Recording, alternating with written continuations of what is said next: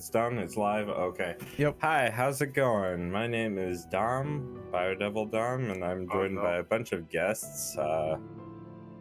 Couple of guests and degenerate, but we won't get into who's the degenerate in this call. Maybe.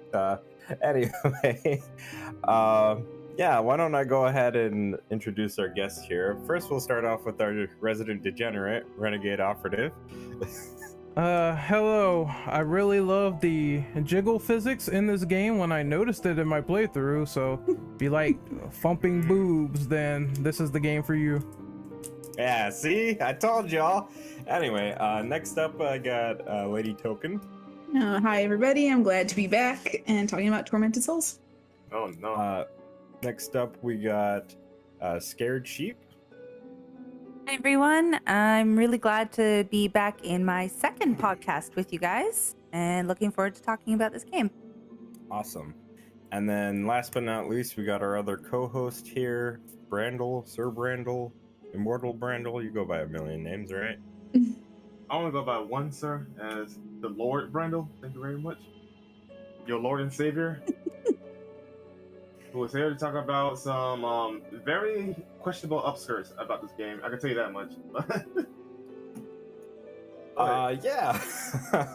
One of which I got to experience, so but yeah, anyway, we got this whole doc of questions to go through and talk about this game. So why don't we go ahead and discuss that stuff? Someone's talking about her. Yeah, I do apologize about that. I don't know what's going on in my background here. Somebody's got some shit going on outside. Okay, looks like it stopped. I do apologize about that. So anyway, let me go ahead and read off the first one. Describe your initial thoughts upon seeing Tormented Souls for this first time. How do you feel about the game being a callback to old school survival horror? So actually, I kind of saw this game like way late into development. It's been in development for a while, and it looked really rough. If you like look at some of the earlier footage for this game, they don't even look alike. And this game was originally planned as a mobile game, if I'm not mistaken. So a lot of things have changed, and honestly for the better. In terms of just it being a callback to old school survival horror, I think it does a really good job being somewhat of a love letter to like Silent Hill, in the sense that, like, you know, a lot of indie horror games, they try to go for that. We're trying to make a RE successor. We're trying to make a game that's very much like Resident Evil, and this game is just solely trying to focus on making a game that has a very similar atmosphere and similar themes in its game, or in this game, that are similar to Silent Hill, in my opinion. So in that regard, I feel like it was a really good way to do callbacks. But what about you guys? Well, I had never heard about this game actually until the podcast idea was brought forth and Ren asked if I would buy it and play it. And I did, and I actually really enjoyed it. I don't think I've played a camera angle game like that before, so that was really interesting. But it was really good. It was really well done. Probably one of my favorite indies I've played so far, actually, after that. I mean, it was really well done. Yeah, I wasn't sure kind of what to expect initially, but I was impressed overall. They did a really good job, especially kind of like you said, calling back to more of the Silent Hill-esque games. Honestly, I only heard from the game from word of mouth, like from like you and some other people talking about the game, and then of course demo came out, tried it, liked it. It was really good, but honestly, it was a breath of fresh air to actually have a game that, for one, that came out and actually was a true successor to old school survival horror, opposed to being the same shit every single time to see like first person, right? So yeah, or it was just a nice welcome change of pace, and thankfully it came out really well. Otherwise, it would have been unfortunate if it didn't. I would say this. I saw this game through Residence of Evil. So if you really like people showcasing indie horror or whatever, like you should go over there because that's how I got acquainted with this game. I liked it from the first impressions. Old school survival horror looks great, classic camera angles and all the creepy enemies. I think what added to it was some of the designs were sort of like Silent Hill-ish almost. So I like those backgrounds and everything that they had with blending all the psychological aspects into this game. So I bought it, supported it, and overall I really liked it so far. I haven't beaten it just yet, but I'm like 19 hours in, and that's like a good bulk, so I'm almost at the end of the game. So, just really quick before we move on to the next question too, did you guys know that this was actually made by like a small group of like college students from Chile? No, I didn't know. This is the first time I'm hearing of, what's their name? Dual Effect? First time I'm hearing of these people, so Yeah, it's Dual Effect, and there's another team that was involved with it. Hold on, I'm trying to pull that up on my end. I think it's called But P Cube. Yeah. P-Cube is the publisher, I think. I think it was like Abstract Digital was the other team that helped out. Oh yeah, you're right. I think that's what it was. But yeah, anyway. Yeah, I was just really blown away by that because it's like when you look at the credits, it's not that many people that were involved in making the game. So and for a first outing, or at least as far as I'm aware, it's their first outing. It's very solid. Like I don't think I've ever played or looked at an indie survival horror game that is played as well and felt as well to go through and was just very engaging as well as this game.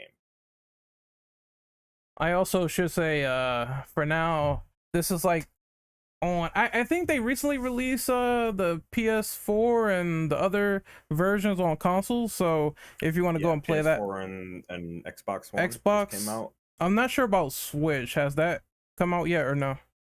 I want to say that version came out the same day as the PS5 and Xbox Series X version and PC version, but I'm not 100% sure on that. So It was supposed to come to Switch early this year, so I just don't know when. Yeah, at least it's like widespread. So if anyone is Mhm. interested, you can pick up the game from there on consoles. Yep. Oh, it actually has not come out yet. The Switch version is supposed to be coming out in April. There you go. At least it's on its way. Yep. So yeah, with that kind of out of the way, who wants to go ahead and read off number 2? I can. Alrighty, Ron, go ahead. All right. Describe your general thoughts on the level design and puzzles. I'll go real quick. So the puzzles were on the first run, they are going to get like very confusing.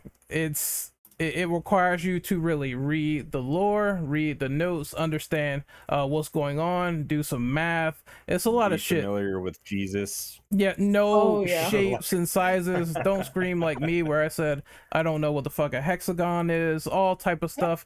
You're gonna have to really just know your stuff for these puzzles, or you can skim and cheat and look it up. The level design is great. I like the interconnected main hall. I was talking about how it gave me RPD vibes and how it just looked similar to the stuff you would see in either RPD or the Resident Evil Mansion in the first game. Really nice details. Like, this is one of the best looking indie games I played so far with fixed camera, so that's like a huge testament to the developers themselves.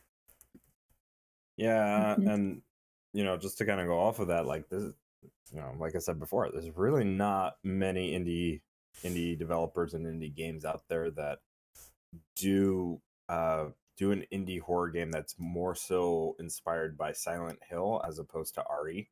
I Mhm. feel like that's like the kind of like how it's easy for an indie developer to just make a stereotypical first person run and hide sim. It's very easy for an indie dev to also make a successor or indie inspired game that's more so catered towards RE fans. And in this case, they just kind of went like, fuck it, we'll just do something that's a little bit more akin to Silent Hill, maybe a little bit of like Clock Tower and Fatal Frame aspects thrown in there in the mix, right? And just put together a more psychological horror game, and I think that really worked out well for it. For me personally, I really thought it was interesting for the level design. I do have one minor complaint though, in that in the intro cinematic, when you see the hospital, it looks far bigger than what it is in the actual game. So I was kind of hoping the game would be a little bit bigger than what it really was. But that's really only the only nitpick that I have of this game. Puzzles, yeah, they're cryptic as shit.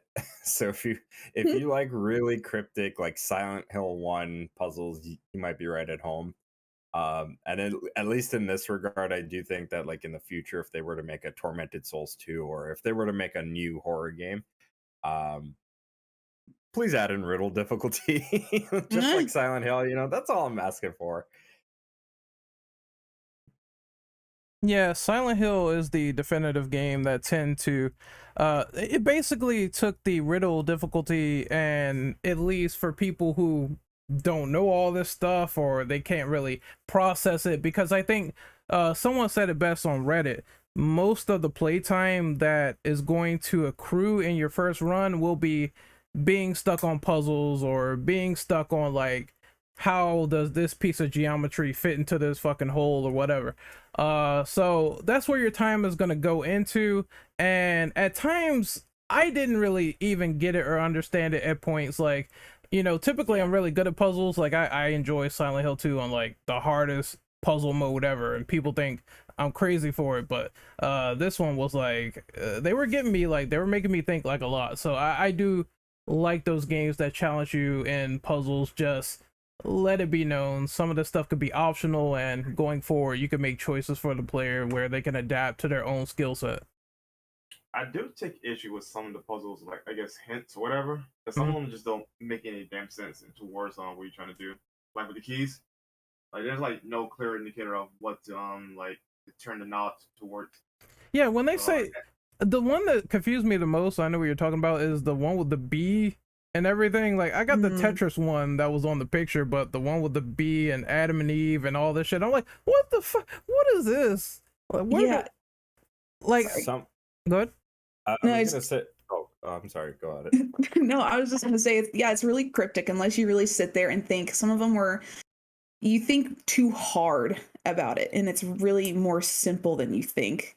So, like for that one in particular, is that it's saying, humans are from Earth, so therefore the other three bees are in the comb, the hive comb, which is the hexagon, and then the Egyptian is from the pyramids, and then aliens are from outer space, so like the stars. So it's like stupid simple when you know the answer, but when you're sitting there you think way too hard, and that's what made some of them take so long, is you're thinking way too far out the box than what it actually is. I think I was thinking like, why are these people naked? That's all I wanted to say. That's the same thing I was thinking too. And kind of going off of what like Token was saying, right? Like that I was gonna say too, is like those hints on the side, I feel like are there just to throw you off, and that the actual answer is literally what the emblems are on that lock. Yep. So like, because there's another one where it's literally just 538, and you're basically just trying to figure out the sides of each thing, right? Although I don't know how they confused a circle with an octagon, or an octagon with a circle.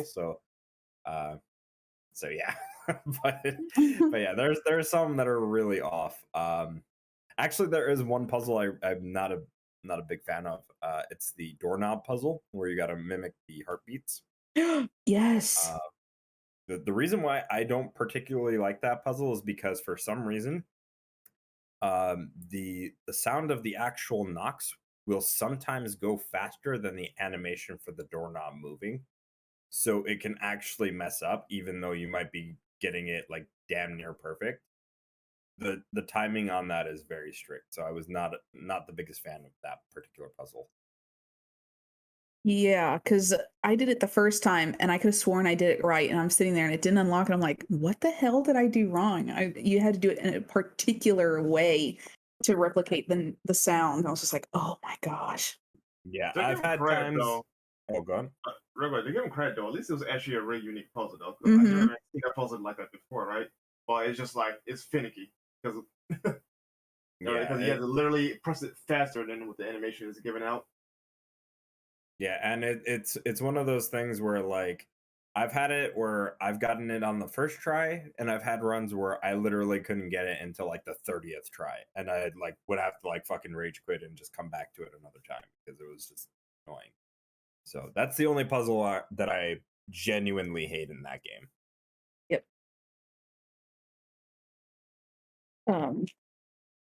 Yeah, going off the puzzles, I actually really liked the level design. It was really cool. And Dom, you brought up a really good point about it looking so big from the outside and it being smaller on the inside. I didn't even think about that until you mentioned it, but that is true. But I did think it was set up really nice. It was really pretty.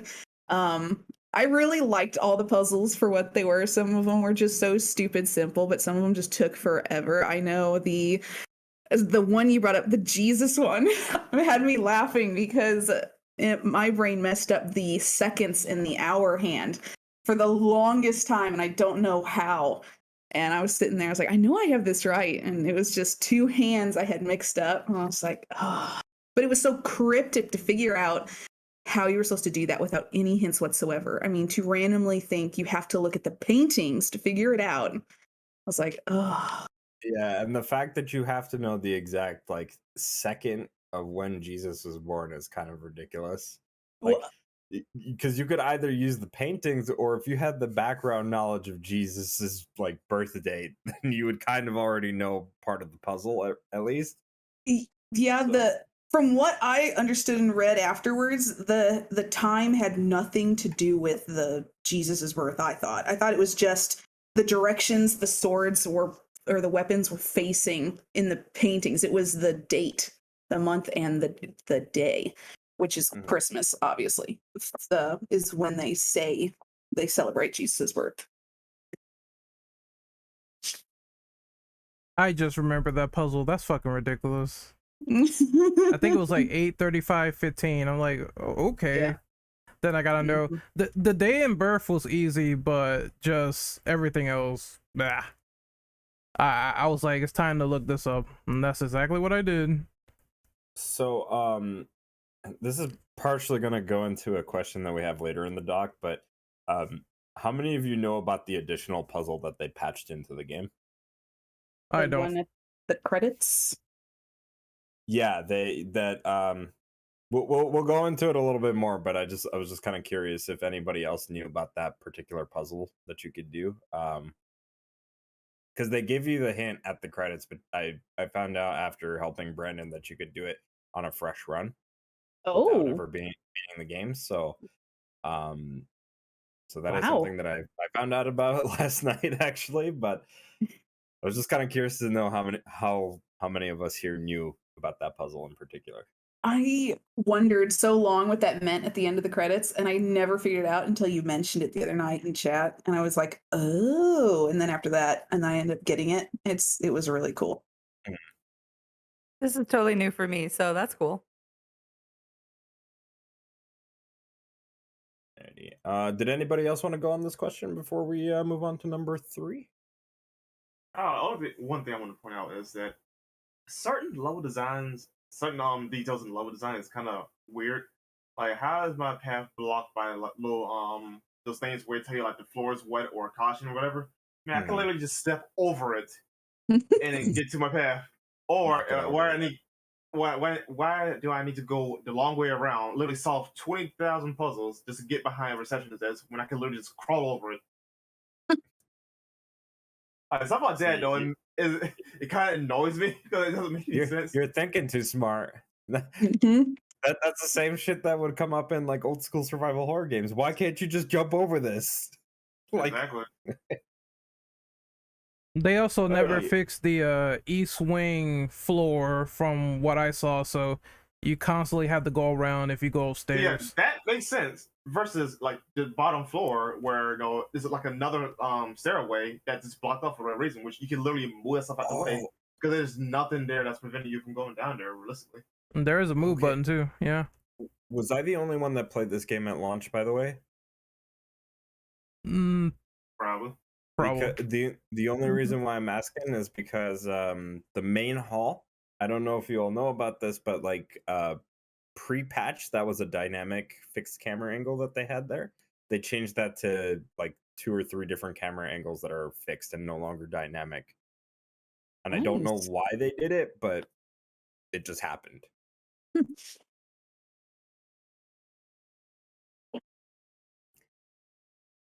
But yeah, why don't we go ahead and move on to number 3?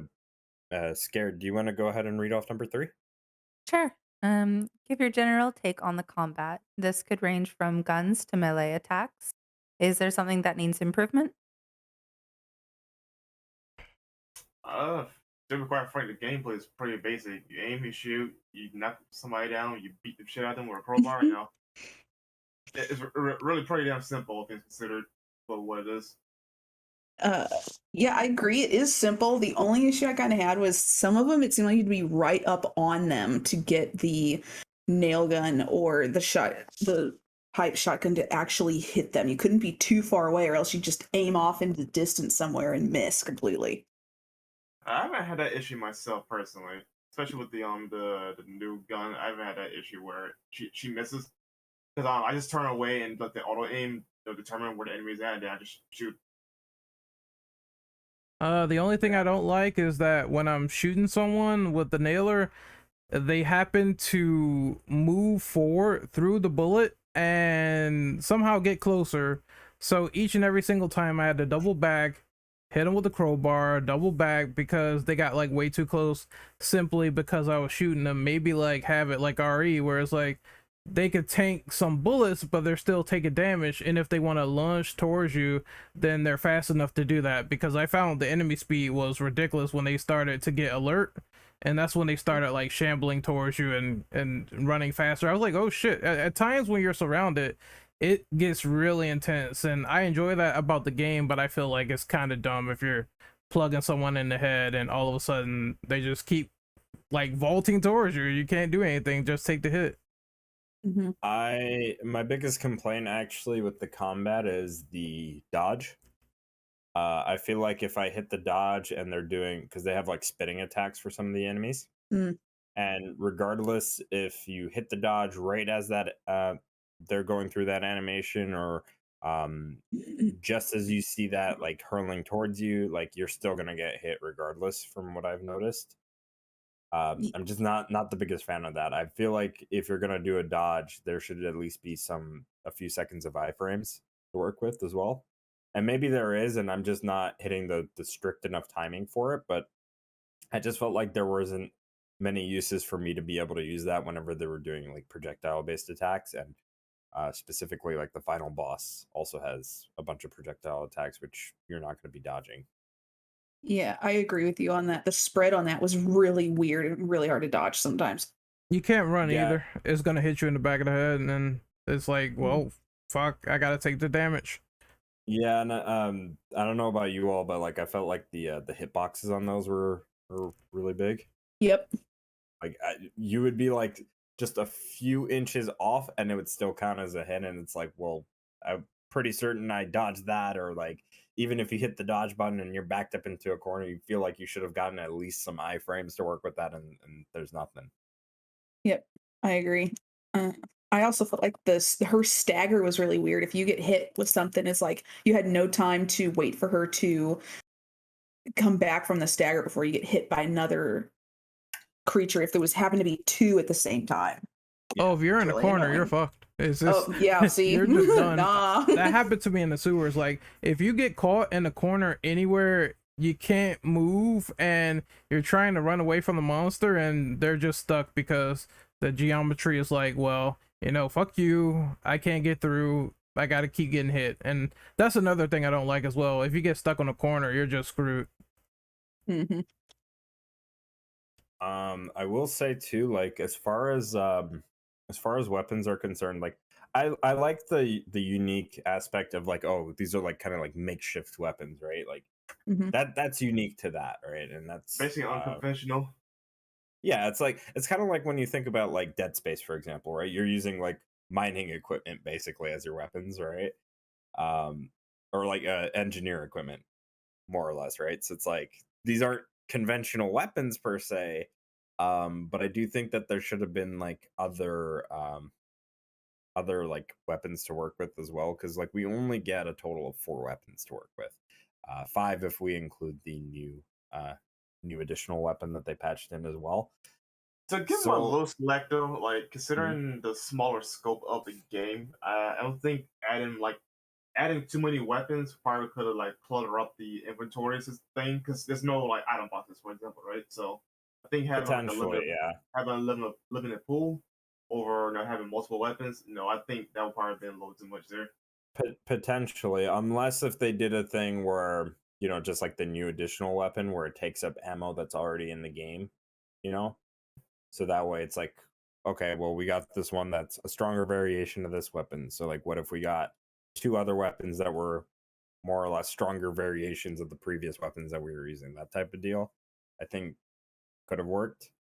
But then again, like, you never know. A sequel could improve on that. They could introduce a much bigger game in the future and include more weapons, because we had that with like the Silent Hill games, where we would get like a bunch of different melee weapons to work with and then a couple of different firearms to work with as well. And then, Scared, did you want to go ahead and give your thoughts on this? Yeah, I think honestly a lot of it you guys have actually already said, but just in general, I was pretty impressed with the uniqueness of the weapons. I think a lot of games like this tend to give you the same sorts of weapons, whereas like this one had like the nail gun and whatnot, which Mhm. I thought that was like a really cute, not cute, but like an idea that I hadn't seen before, which I really appreciated. You got any like ideas for like improvements? Um, I think the only thing that really kind of annoyed me was more with the camera angles of the combat, because I sometimes couldn't see what I was shooting at. So it's like, am I hitting? Is it still there? Is it dead yet? I honestly didn't know sometimes, and then it would come at me and it would be like, ah. Mhm. So that would be, I think, something I would appreciate more, whether it just be, I don't know, the combat allowed you to have more camera angles. I don't really know how they would facilitate that, but I did find myself getting frustrated at times by that. So typically, at least with like fixed cam games, usually what they try to do is try to get you to listen to sound cues. And if you can like pick up on certain sound cues, like you might not see what's in front of you, but if you can hear that it's like that hit is connecting, or if you hear that like death groan from like whatever you're killing, that's usually your like indication there that you've already killed the thing that you were shooting at. Yeah, I guess I'm just like really bad at that. I mean, and to be fair, like I had that issue too when I was first getting into like old school RE, where like I didn't really know what I was shooting at. I'm shooting at nothing basically. So like I definitely get where it's like, what am I shooting at? I don't see it. And different camera angles would be would be definitely appreciated. But once you start like picking up on that stuff, it's very easy to like tell like, okay, this is dead, that's dead, I can move on. I definitely hit that, right? So Yeah, no, I'm somebody with like any of the Resident Evils. Like, I have no idea if it's dead. I just keep like shooting at it, or like I try to do that stomp on it or whatever, mm. just to make sure, because I have no clue. Alrighty. So Brandel, you want to read off number 4? Actually, I do not, but since you ask, I pull it back up. how do you feel about all the creatures presented within the game? Fuck the spike guys. That's the only thing that legit hit me most of the game was spike enemies. In terms of design though, canes, right? yeah. In terms of designs though, I think they actually are pretty damn good. You know, kind of sort of typical given the theme of the game, but it's pretty good. That's my thought on it. I really thought they were kind of interesting, but more so from the perspective of like, okay, like some of them are like they were just like torn in half, right? Or like they were mutilated and like they looked like they had like different operations performed on them or whatever, right? Like and even though I kind of hate this game, not Tormented Souls, but the game I'm going to bring up an example, right? It kind of reminded me of like the enemies we would see in like Outlast.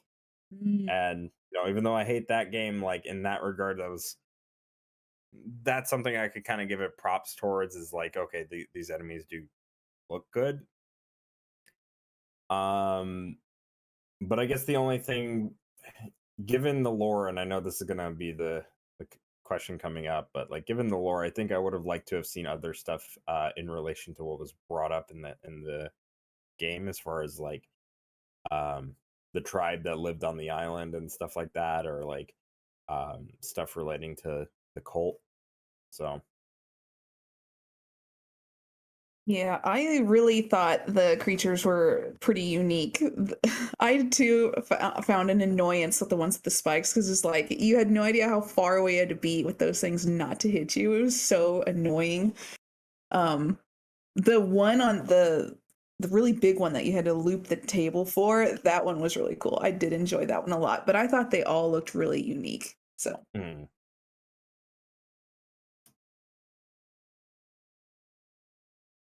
I guess I'll go next. I'll go next. The enemies are, for the most part, good. Creepy looking.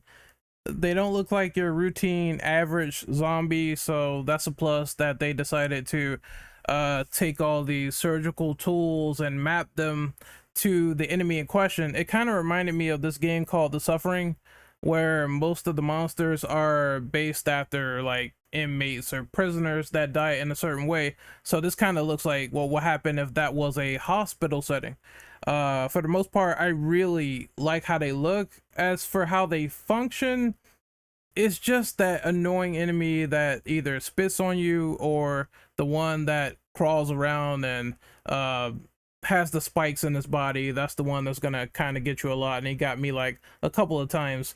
Everyone else just feels a little bit slow, in my opinion. Like the big guy with the blades in his hands and shit, I felt like he was way too slow, and once you got the shotgun, you could keep knocking him down and stun locking him. So in terms of challenge, I kind of wish it was a little bit more variety. The ghost was cool, the hot dog neck ghost that came out of the woods and tried to attack you, or in this case the hospital. Do you mean the one where you could just literally leave a room and then despawn it? Yeah, I did that a couple of times when I found that out. Yeah, there's really no, like, I really don't like the design of that enemy. It's just especially because if you know what the character, or who the character is, I think I would have liked something a little bit more I don't know. I guess I think I would have liked something that's a little bit more like Grudge inspired, maybe, or something to a similar vein. Yeah, cause like I don't know. I felt like the design didn't really look that good. Yeah, I know what you're talking about. Cause after they get out of the jail cell, it's kind of weird to think they end up like that. So at first I thought that was like someone else. I thought that was like a completely random ghost that was like chasing you around, but it's a little bit more to it after you went in the past and did the actions that you did. But yeah, we'll get into that a little bit later too, for sure. But for the most part, it was just slow, and since you could despawn it anyway, it wasn't as much of a threat as I thought it was. So that's how I felt about it. Most enemies, except for the two I mentioned, were pretty easy. Did you all? How do you all feel about the lack of boss fights? By the way, because I don't know if that's a question in the doc here. Because there's only one boss fight in the game. I guess you could say. Necessarily bothered me, honestly. Yeah, I mean, it's enough enemies to deal with in certain situations, but I guess you could say, yeah, there were a little slew of bosses in the original RE1, so they could have tried a little bit more. It would have been cool to fight that guy that was marching around with the candle and the gas mask. I'm surprised they didn't do a little bit more with him. So you do actually fight enemies like that when you get further towards the end. Oh, okay. They will start walking around and carry like these big hammers. Mhm. I basically, the best way I could describe him is like, imagine like a discount keeper from Evil Within. Oh, okay. So it kind of reminds me a little bit too of the guy from Downpour, the boogeyman with the hammer and everything. Yeah, like unlike the keeper, these guys can be killed because they're the actual like cult members or whatever. But as far as like just overall like, you know, what they do, it's like there's nothing special, and they're not as intimidating to deal with as they look. Let's just put it that way. Yeah, I think it would have been nice if they had more boss fights, at least maybe like 2 or 3, but I didn't really feel like it took away from the game because I felt like there was still like enough to fight. Yep. But yeah, I think it just would have been an enhancement rather than something that the lack of it is a detriment to the game. Yeah, I agree with that. I think there was plenty roaming around. You didn't necessarily need more boss fights, especially considering once you try to go for the plat and you try to do the speed run and the not use the healing items. If you'd had more boss fights, it would have made it way harder than it already was. Yeah, I could see that for sure. The only reason why I brought it up is because I do admittedly wish there was at least like 2 or 3 more boss fights. You know, just to kind of make it,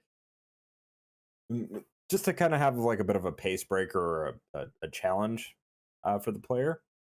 And granted, that's something else we'll kind of talk about a little bit later too. But like, I guess with you know, again, the size of that whole hospital and how it looked in the cinematic versus how it actually is on the inside when you're in the game, it's not. I guess it was a little bit underwhelming in that regard. I guess At least in my opinion. So.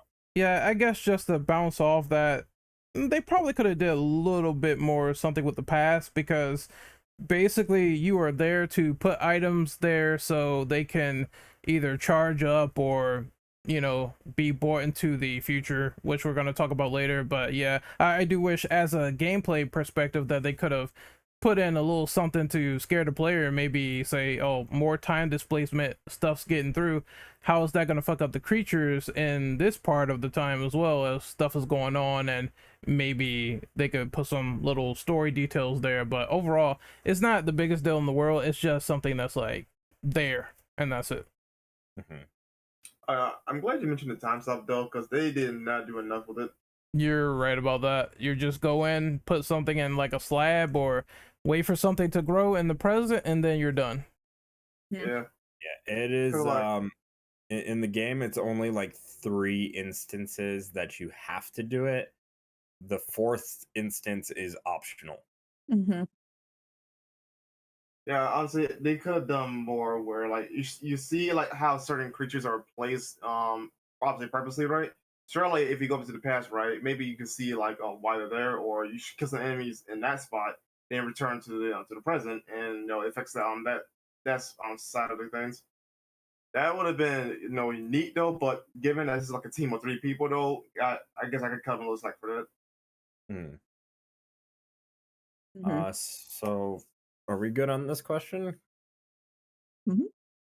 Alrighty. Token, you want to go ahead and read off number 5? Sure. Did you read up on any of the lore details within Tormented Souls? If so, did you find anything fascinating about the Wildberger lore or the religious cult? I personally did not read up on any of the lore details, but I did find it interesting gathering all the files within the game itself and reading up on it. That was really interesting to me. For me, it was more so just what the game told me via, the notes you pick up and the cutscenes or the dialogue that you get with the priest, aka the grandfather. So, yeah, like as far as that, like I was a little bit more interested to know about, the tribe or whatever, and they don't really talk about that. It's like so vague how like um the island was inhabited by a tribe who was able to revive people from the dead, and then all of a sudden many years later colonists came over and they set up a cult and somehow were utilizing that power to do whatever the hell they were doing in the hospital. And I know like the grandfather was trying to like oh, I'm sorry. I knocked my mic. I know the grandfather was trying to like revive this weird looking heart monster on a like makeshift crucifix or whatever, right? But it's like, what was the purpose? That's what I wanted to know. Like what was the ultimate goal here, and what would have happened if we just let that thing roam around? Like I think like more of a clear indication on what the cult was after would have been ideal. Mm-hmm. Yeah. Excuse me. I never did read up more into it, but collecting all the files has always been something that I've enjoyed in other games as well. So as I went, I did enjoy being able to read those and kind of figure out some of the lore that they give you that way.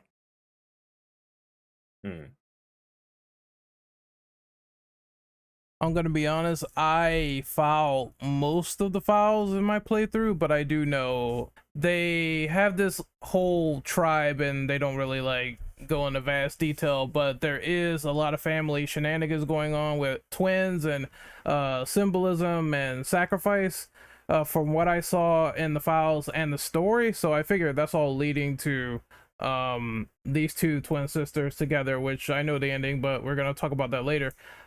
So I think discovering that in the background is nice. I'm never gonna say no to files explaining more of the story, where if they put it into an actual game, it will probably be like 40 hours or something, because that's how storytelling could be. It gets bloated over time. But I do think that for the most part, it's interesting. You want to see what happens with the Wildbergers. You want to see what happens in the hospital. How did these people get to this point? But mostly, like you said, the cult aspect, it seems like they tried to do the whole God cult thing from Silent Hill, and that didn't really translate too well in context with that, because I remember they had the Indian burial ground in the ocean and that was cool, but for the other side, it's like you want to know more about them. Why are these people doing these rituals all over the place? So I thought it was fascinating for what it was. Just it could have been a little bit more fleshed out in terms of visual storytelling.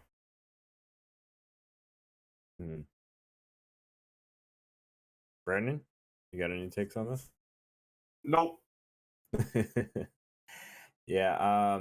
Yeah. And the other thing too, because we'll kind of get into this as well, but they in one of the endings they mentioned that they're gonna go get help or whatever.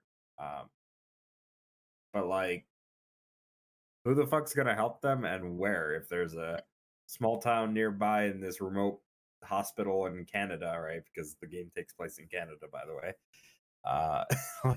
Like who would even remotely believe anything that's gonna come out of Caroline's mouth?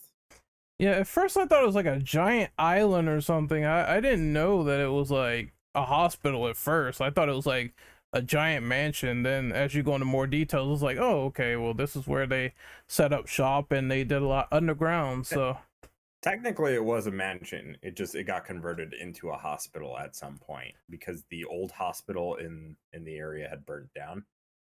They doing the same as RE2, converting like museums into police stations. That's weird.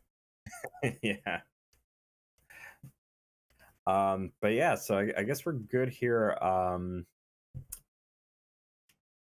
Ren, why don't we go ahead and I was thinking like, who am I gonna have read? But yeah, why don't we go ahead and have you read off number 6 then?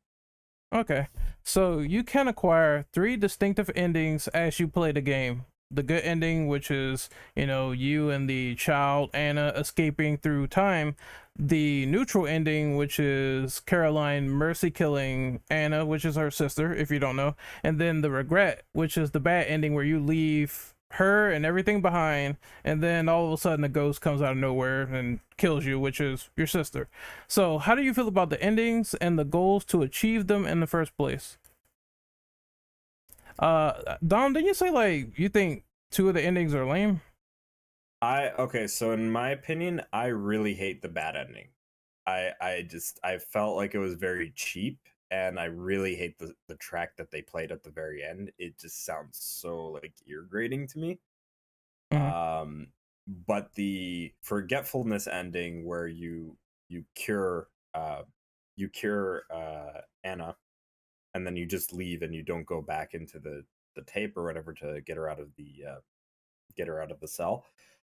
That I really like the way that ends. It's kind of like a bittersweet ending, and I really like the track that plays at the very end of that, for the credits for that ending. And then and honestly, I kind of prefer it over the true ending, because the true ending, you know, obviously she goes in, takes her sister out, and she admits like, yeah, maybe what I'm doing isn't necessarily right. And even her sister's like, I feel like I shouldn't be here, like something's off, right? um so like that ending, you know, not a bad ending. And I also like the track that they used to play out the credits for that. um so yeah, if I had to rate them, at least in my opinion, bad ending just can go straight in the fucking trash for me. So you say this is Forgetful bad. or neutral ending is my top, and then probably a pl- bleh.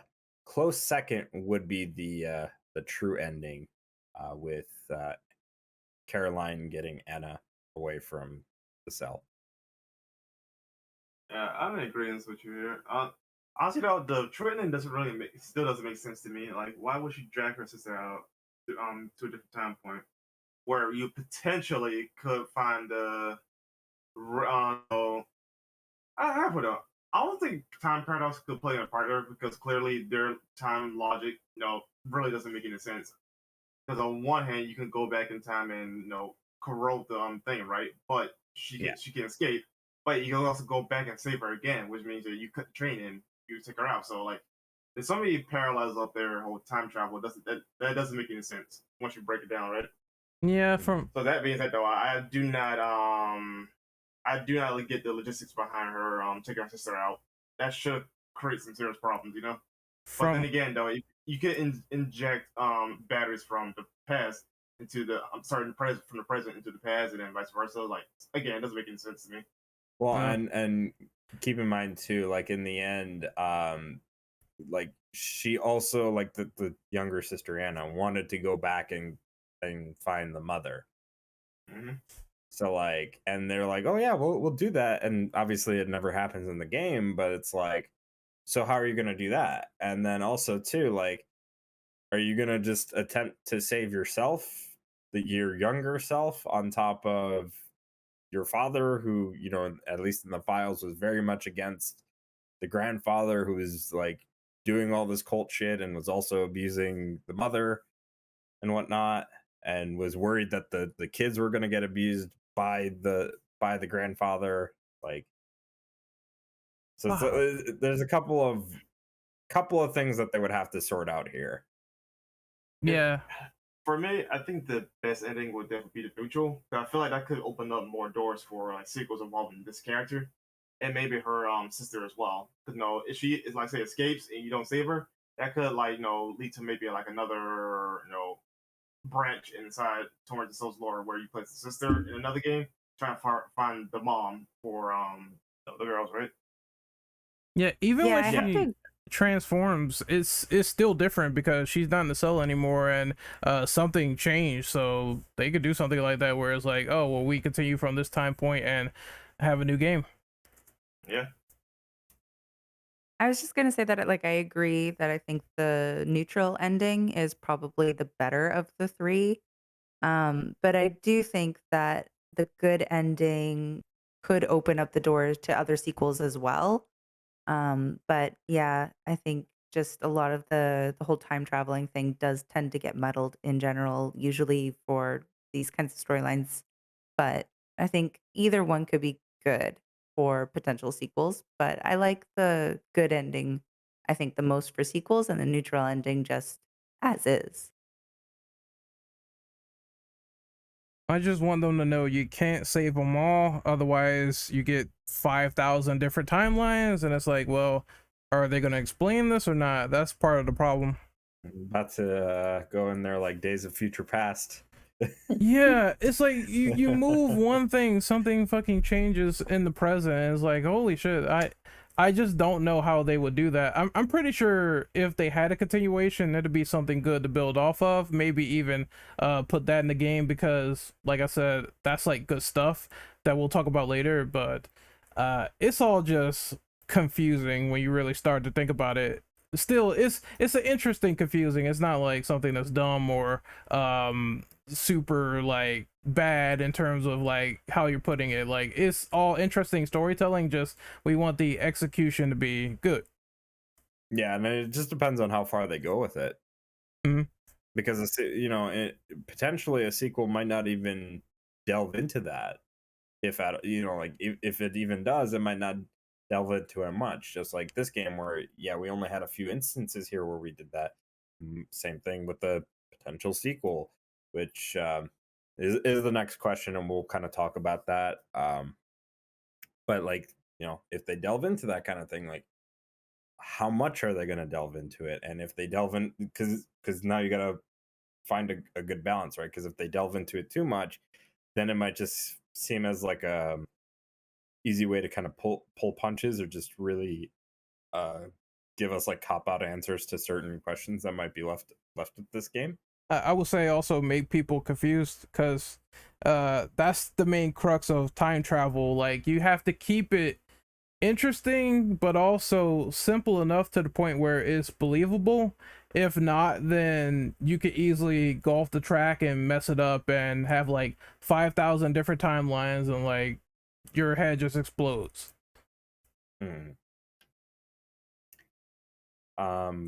Does anybody else have anything to say on this before we move on to number 7? Nope. Okay, so I'll go ahead and read off number 7. The true ending is building up to a potential sequel regarding the possible consequences of going back into the past. This goes double for bringing Anna into the present. If they continue from here, then what would you like to see story-wise? And so for me here, and the reason why I wanted to have this question is because there is that potential that this game as a story, this game as a game could be just a one and done, and they might move on to a different horror game with a different name, different lore, etc., right? Or they do a sequel to Tormented Souls, but they make it as an anthology series where it's just unrelated stories. They're unrelated locations and stuff like that. Characters are not related in any way, shape, or form. They just do random horror scenarios, right, in random locations with random reasons as to why those things are going on, right? So there's that potential. But on the flip side of that, there's also the potential that they do a direct sequel to this game, and they do answer some of those questions from the first game that people might have with the time travel and stuff like that. And they might delve into whether or not they save the mother, and go into other sorts of territories with that. but it's at least at the moment, because this team is literally, just finished making this game last year, is now doing ports of this game for other platforms that they promised they would release it on. So we don't know what the future entails with that. In fact, we don't even know if they plan on doing other content for this game, which is something else we're going to delve into as well. Mhm. I always say, when in doubt, if you feel like it's too confusing, you could always start over with new characters. One thing I like about Silent Hill is that, and I know I keep bringing it up, but I think is relevant to this question as well. You could always have it where it's like one central location is vital to the story and everything else is just thrown out. You could put in new characters and new scenarios, or new ways of how they got into the Wildberger Hospital, and that could also work. It would be going back to the original, while also you could do something different, like maybe expand the scope and go outside of the hospital and have that as a central location while you're in the streets doing stuff and monsters are like fucking everywhere. So I think they have two choices. Either they can continue or they can make something new, but it's all going to boil down to the wire. It's also a third option, like you said, which is they could move on and use the mechanics from this game and make something else. Yeah. Actually, kind of going off of that too, with what you brought up, and I'll just be really quick here. It's, potentially, because we had mechanics where we were going through mirrors, right, and going into the quote unquote other world, right? Yep. Imagine if we went into a more Silent Hill, like small town scenario, right? And now we have more involvement with that sort of mechanic, right? Like that'd be really interesting, right? And that's another way that they could expand on that in the future. We also talked about the past with the cultists. Also, sorry to cut you off. To actually answer your question though, the one thing I want to actually, I guess, delve into is the consequences of pulling someone else into a different time. Mm-hmm. Like maybe to pull a little Donnie Darko, if anyone's seen that movie, where a lot of weird things will happen because this person or item, whatever, is not meant to be here. So thus it creates a time of fuckery in the present. Yeah, I would like, in a way, if they made the story where if you pull something back from the past, or if you go to the past too much, then that could lead to the bad ending. Whereas if you stay in the present, if you like fight everything there, or you accept you got to move on or whatever and make choices that way, that could lead to some interesting scenarios. Here's a question. Mm-hmm. So I know you mentioned that you're really into the suffering, right? Yes. And that's, at least for that game, that and its sequel, right? They kind of tie into, well, what if you played the first game and got X, Y, or Z ending, right? Yeah, and then it has a new beginning based on what neutrality or what ending you got from the original game. So if you started off bad and killed everybody and decided to be a bad boy, then you continue on to the sequel, and the new intro will be like you're completely just a monster at that point. That would also work as well if they brought something like that back, because you don't see games do that as much anymore. The last game I can think of that tried it was Infamous, where if you have like certain karmas, you could carry over into the next game with Infamous 1 and 2, but not a lot of people do that anymore, so I think that would be really original. Mm-hmm. Anybody else want to go with this one? I think a sequel would be really interesting to see if they're actually going to do that. But I liked it as a solo as well. So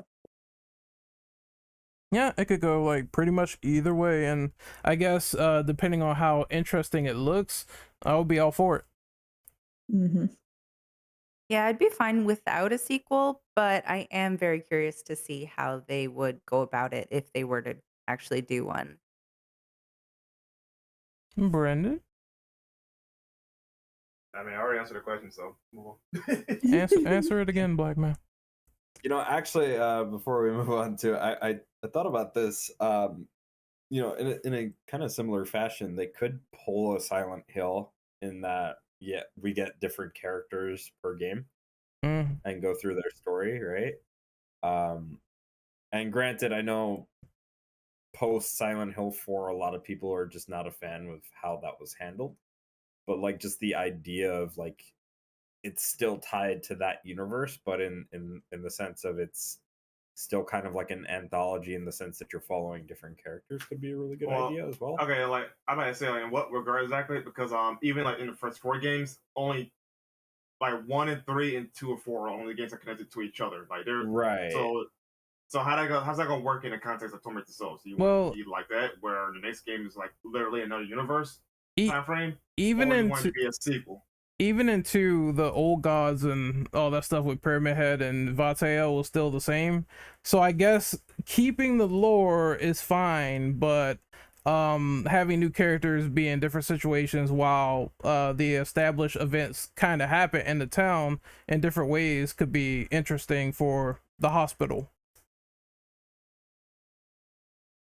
So- Essentially, you want to be like Silent Hill 2 and 4, then in that side of things, because that's kind of basically what happens more so in those 2 games. Well, I should say 4 mostly. Yeah, something like that. Yeah, like I could see it like that, because they don't necessarily have to make it be a direct sequel, although they could go kind of in the route of like, okay, Silent Hill 1 to 3, where that is actual like a legitimate connection, and then from because the game takes place in the 90s, and you go back into the past in like 14 years after the fact, so it's like in 1980 when you're going back to the past, right? Mhm. So they could have it where like, okay, yeah, the consequence of bringing back that character, right, and now it's like present, like, or not necessarily present day, but like let's say it's 2008 or something like that, or 2004, right? And now we're playing as the younger sister who's now grown up, right, and of the actual age that she would have been in the previous game had she survived, right? You get what I'm saying here? Like, Oh yeah. I guess we move on to the next question though, since we're done here, right? yeah. Yeah. You want to go ahead and read off number 8, Brandon? It's number 8. Okay, so how do you feel about the time displacement from past to present? Honestly, it's a really cool mechanic. No, because that's not the first time we've seen it before, right? Though, just there's not enough with it though. It's just for like inserting one item here and then go back to another point and take it apart, right? It's not like you find anything unique or come across anything super unique, other than maybe talking to the priest for the 3rd time you visit there, or 2nd time. I don't remember what it take. So, either way though, it's really cool, but not enough of it. They've done aside from puzzle solving. No, the only time I remember a mechanic like this was on Amusha 3 because I think like someone was in the past, someone was in the present. I don't remember, but I remember So, both characters I- had that sort of happen. yeah, so I could explain that with that game. It's so basically when Samanosuke got thrown into the future because of the time fold in that game, the time fold was unstable, and Guildenstern was trying to get Nobunaga into the present, so that way they could basically like start their conquest from scratch, where they have nobody to oppose them essentially, because they're in a different time period. They would have far more access to technology that they could enhance their own Genma technology with, you know, animals and also people to experiment on to turn into Genma, which is why we had the whole zoo segment. So while Samanosuke is in the present, because of that unstable time fold, Jacques gets pulled into the past. And so while that's happening, when we're getting closer towards the end of the game, there's also more unstable time folds, and you could get there's points where you go back into the past, but these are pasts that are like small bubbles and don't really have a major impact into anything. They're just small pockets of time. And then there's also parts in the game where when you're climbing up the Eiffel Tower, if you get caught into a time fold, you just get sent all the way back down. So stuff like that is how Onimusha 3 did it in particular. Yep, it was really creative, and it was a lot of it, as opposed to this one where it's like, maybe I got to go back in the past and put like an item there in order to have it like sort of mature into the future, like the charged battery or the blood pack. You got to wait for it to Yeah. freeze, and so it's stuff like that where it's like, it could have been some fights in there, maybe some other cool features there, but you don't spend like a lot of time in there for the most part. Yeah, Onimusha 3 did that as well, and it did that very well because it made that it was a gimmick and a mechanic, but it worked well in the context of the story. Whereas like Tormented Souls, like I feel like they were maybe toying around with the idea and maybe were experimenting with that, so potentially in the future if they wanted to build upon that, they would. It's cool. I don't diss that. They try something and it definitely worked, but it needs more work is the problem. Yeah, I really liked the idea when it was the first time you had to go back in the past. I thought it was really cool, but I too agree it should have been in the game more than just doing a couple things. I did like how it changed the visuals though. That I thought was really cool. I really liked that a lot.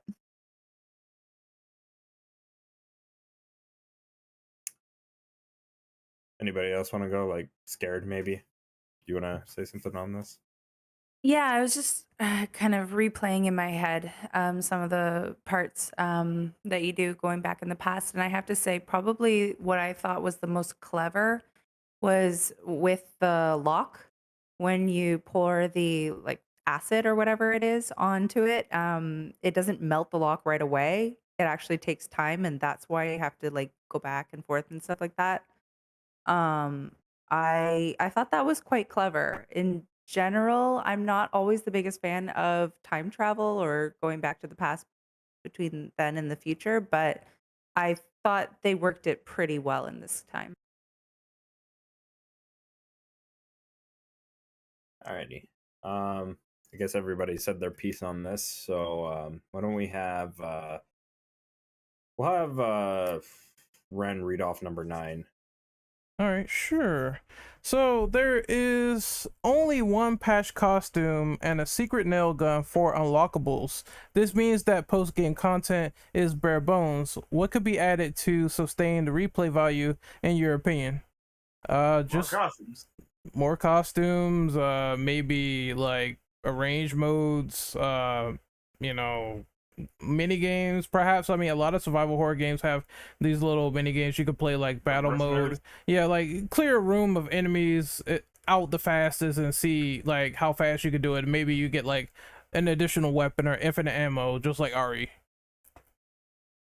So here's a couple of things that I think that they should definitely add. Obviously in post patch there was only that one costume, as well as the additional triple shot nail gun, which is hidden behind a new puzzle. Which that stuff is cool, don't get me wrong. Like, it was great that they even bothered to add that stuff in. But what I would like to see is additional difficulty modes, because certain trophies, you know, I'm not gonna lie, they were kind of a pain in the ass going through the game that way, and I would have liked to have had difficulties where I could have made that, you know, easier to cheese. But then, you know, just for challenge runs, like I would like harder difficulties as well, just to have the option of it.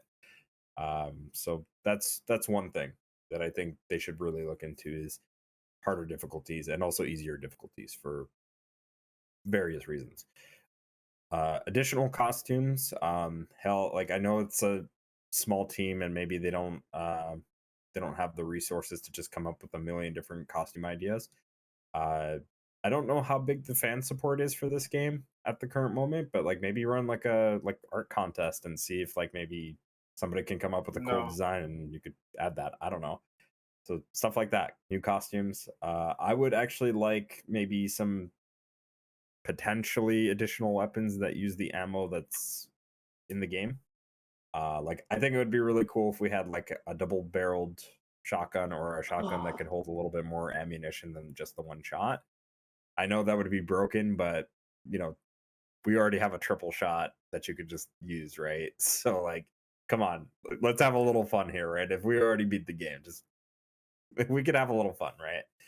I think the arranged mode is a good idea as well too that Ring came up with, and I would also argue that it would be really cool if they could add in a new mechanic, or like maybe if they would add something similar to like the one dangerous zombie mode, but not where it fucking blows up, but more so like a Crimson Head or some type of deal, right, where you get like a new enemy type that appears on like follow-up runs, right? Like that I think would be really cool. Does it honestly sound like more sequel material than anything than unlockable? So. Yeah, I know, but there's a lot that I could obviously spitball, and I know there's like only so much that they could do. So really, it like realistically, I think like additional costumes and difficulty modes would be the most ideal thing.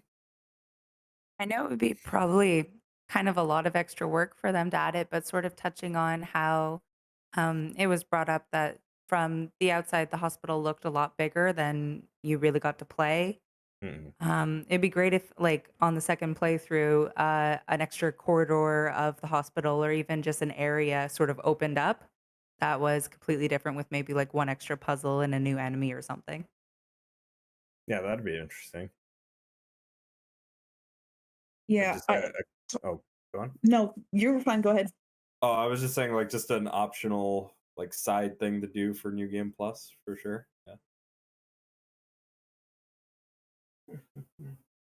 Yeah, I agree with all that. The extra areas that can open up in the end, extra costumes, and I too was so thinking about the double barrel shotgun idea after the triple nail. It's just like, oh man, that would be so sweet to have. I mean, for beating the game a certain amount of times to unlock more things would be really nice, especially considering the people that are going to go for the achievements anyway and have to play multiple times to have different things each time you replay would have been really nice. Put invisible enemies to make people cry. I would love that. I would delete that. I would just.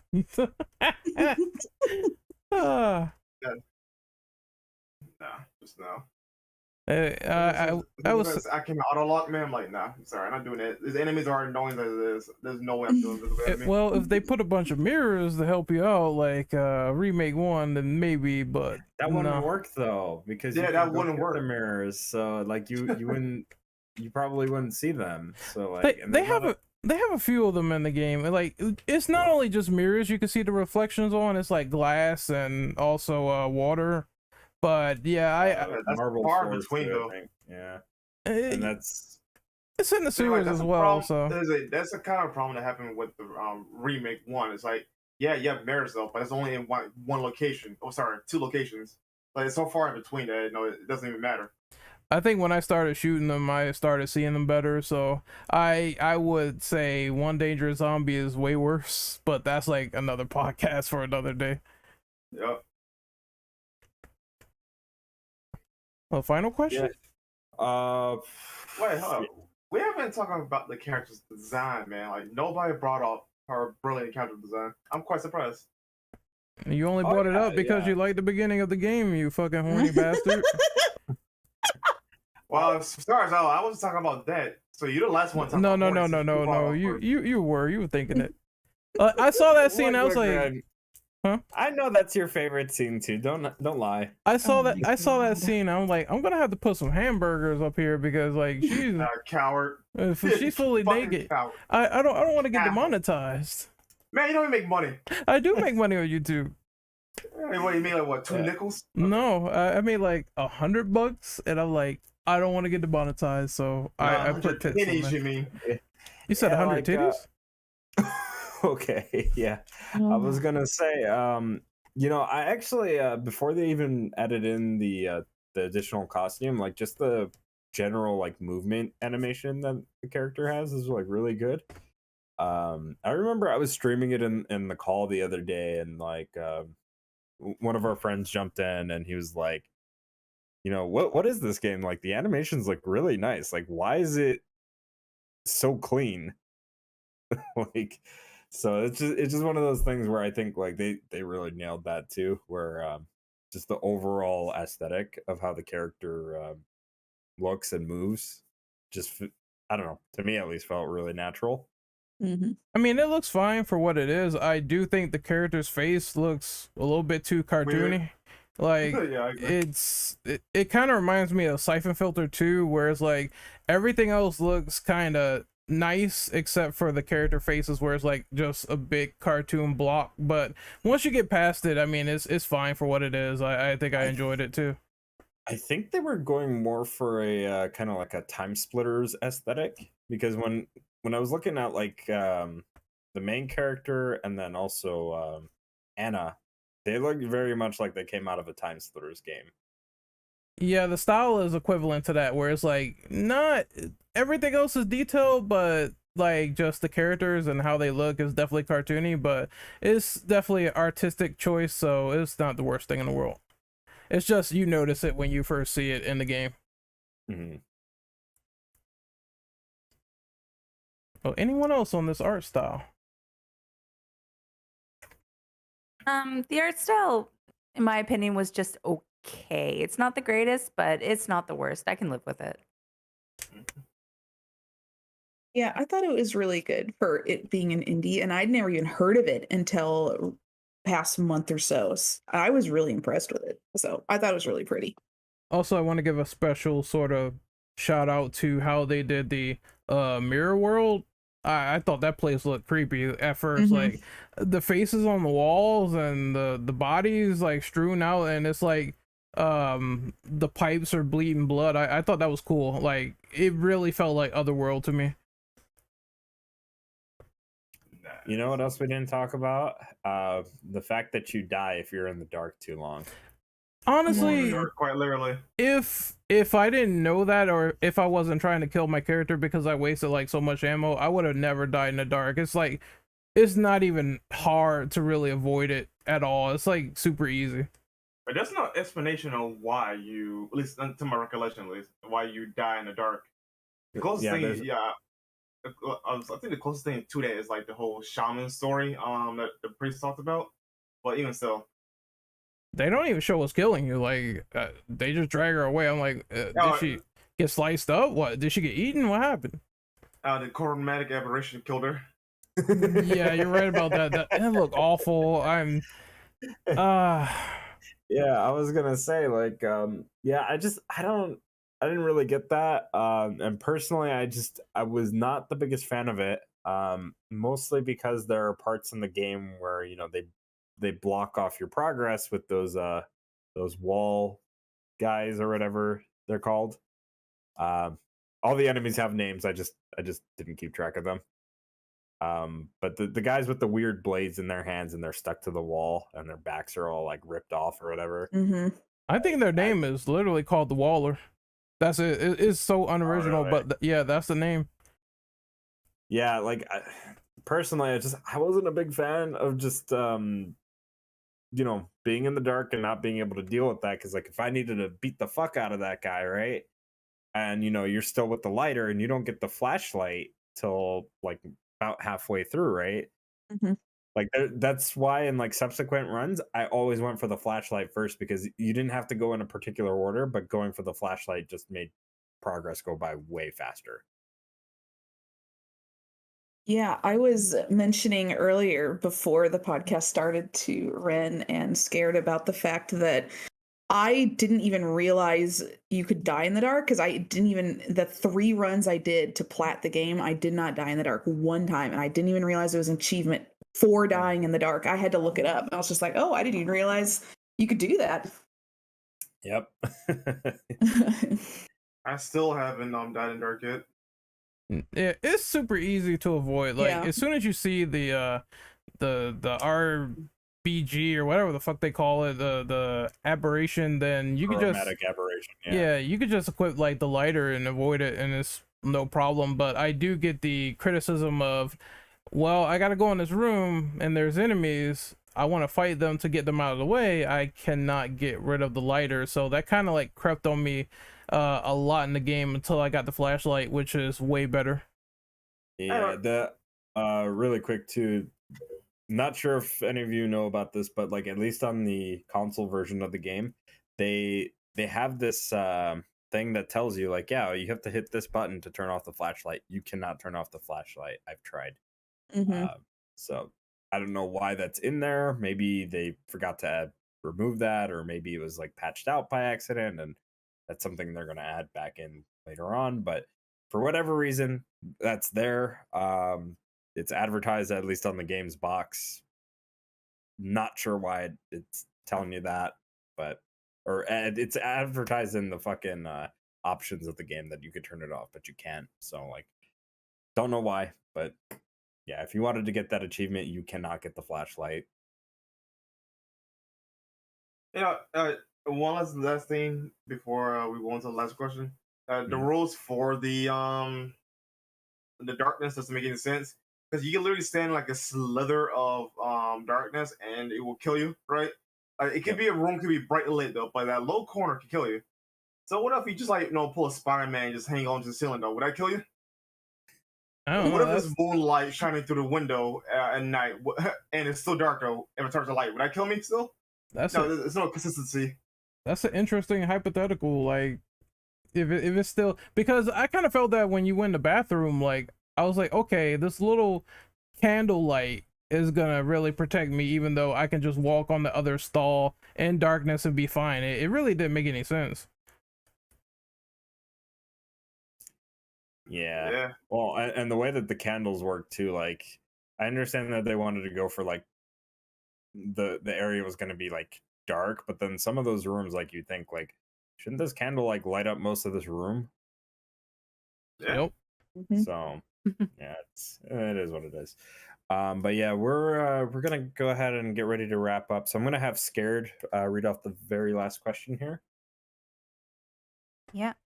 So what is your final verdict and recommendation for this game? I'll just go ahead. I overall really liked the game. I think I appreciated the most about it was that it was an indie game that had a lot of unique aspects to it that still, brought in that Silent Hill feel. I feel like, it had a little bit of Resident Evil, but mostly Silent Hill, without feeling like it was trying too hard to copy it. I really appreciated that about it. I liked the puzzles. I thought they were incredibly unique for the most part.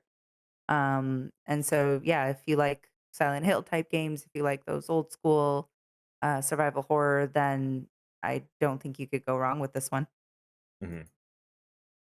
For me personally, it's definitely highly recommended. I bought this game day one actually for the full $40 that it was worth on PlayStation 5 for the physical copy. I will tell you right now that currently it is on sale on PS5 for like $14. So I'm gonna go ahead and drop that link, and Ren could go ahead and post that on screen or whatever later when he edits this podcast. But I'm sure it'll be over by the time he does it. yeah, probably. But well, no, actually it ends in March 3rd, so you got some time. I don't know if you're gonna edit it tonight, but I might do it tonight. I might. But even then, like when the sale's not going on, it's like $20 on PS5. Yeah, I highly recommend it. Yeah, it does have some flaws, and there is some things that they could definitely improve upon and work on, and definitely things maybe in the future that if they're planning on supporting this game further after they release their other ports with additional content, that'd be great. But yeah, it's really good. Like like I said before, I don't think I've ever played an indie game that was as solid as this one, and that is as close to a very similar Silent Hill feeling game. Considering the fact that there isn't that many games out there like that replicate that sort of play style, as opposed to your typical RE clones and your typical run and hide simulators that kind of have come and gone over the years through the indie market. So definitely, like if you can get it, I would highly recommend it. And even on the platforms that it's just come out on, or that it's coming to eventually, like get it on those if you want to get it on those. It's fucking amazing. And Token even mentioned it's $20 on Steam. Get it, play it. Yeah, I thought it was a really good game. I don't know if I just lived under a rock for I don't know how long, but I had not even heard of this game until it was mentioned to me.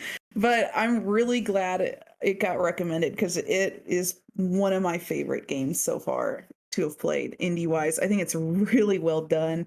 Worth the money, $20, $40, don't matter. I think it would have been worth it either way. But yeah, it was a fantastic game. I would so recommend it to anybody that likes indie, horror, any of that. It was really good. The cat finally crawled from a rock. Okay. So You hush. so No, you- I will say this is a very great experience. I enjoyed my playthrough of it. I'm still like getting to the final conclusion, but I mean, if you like fixed camera and all that stuff and you want that to return, I'm sorry. Go support this game. Buy this game. Because Sorry, community. it caters to your needs. I'm sorry, a little bit sick right now. So go out, buy Tormented Souls. It's cheap. We've plugged it to death. I think that for the most part, for what they did in this first iteration, they really knocked it out of the park. I wasn't expecting like the level of like detail or care that has gone into this product like this team did, and I hope to see more from them in the future as well. Yeah, mind you yeah. too. Really quick, mind you too. This was originally a mobile game project before it became a full console release and PC release. So That's the crazy. fact that it went from being a mobile game to what it is now is like, it should tell you how much, like, if we're praising it, we're not sponsored by the company that made it or anything like that, No. right? And like, if every one of us is recommending it, like, just go buy it. Like, just do it. That's impressive. Mobile to this. Yeah, I didn't even know that. That's fantastic. Mhm. Oh, well, since I'm talking, I'm just kidding. Yeah, I highly recommend this game. Like, the fact that it's their first title, it's highly commendable that they're able to pull this out, right off the back end, and just nailed it. So yes, go support the official release if you guys can, and yeah. What takes sponsorships, by the way? So I think we've all done our recommendations from here. So why don't we go ahead and do outros? You basically all could find me as biodevil_dom on Twitter, YouTube. I am working on my RE7 review, but between work and Elden Ring at the moment, a lot of my time is being taken up, especially because of Elden Ring. So I am working on it. It is on its way. It's about like, I want to say it's borderline on the halfway point of being done. So it's getting there. But we'll see when it comes out, because I might have other reviews coming out around the same time. Anyway, why don't we go ahead and get Lady Token outroed? You guys can find me on both YouTube and Twitter at Lady Tolkien for YouTube, and Lady Tolkien_7 on Twitter. Alrighty. After that, we got Scared. Where can we find you? You can find me on YouTube. I delve into lesser known Japanese horror, so if you're interested in that, be sure to check it out. Awesome. After that, we got Sir Brandel. You can find me going to sleep after this.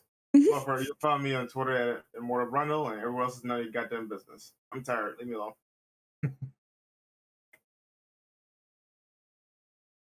And then last but not least, we got Renegade Operative. Unfortunately.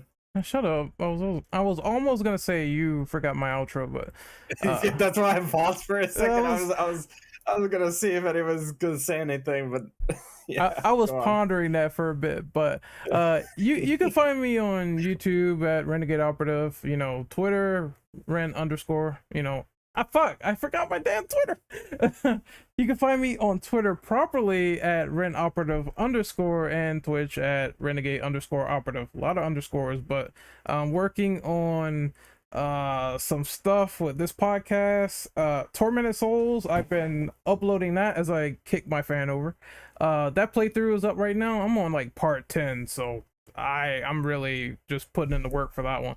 And then the only thing I got planned next is just some reviews, so hopefully I review DMC2, which is probably going to come next week. Nice. Alrighty, so that's pretty much been our podcast for today. You can always check us out over at other sources. I forget where we're at. We're on like iTunes and Spotify now, right? Or some shit. Yep, iTunes, Spotify, Google Podcasts. It's not Google Play anymore, but mostly Spotify is where you can find us. It's easier that way. Yeah, so if you're not listening through us from there, you could always check us out at our YouTube channel at the Infinite Ammo Syndicate, and look forward to future podcasts and other content from us. We will see you guys later. Don't get abducted by Anna, please. Yeah.